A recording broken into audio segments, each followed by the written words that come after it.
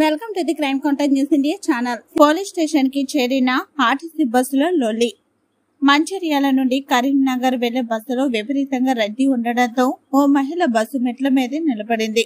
RTC conductor వద్దని వారించినా ఆ మహిళ వినకపోవడంతో చొప్పదండి పోలీస్ స్టేషన్ కి తీసుకొచ్చి చెప్పించాల్సి వచ్చింది.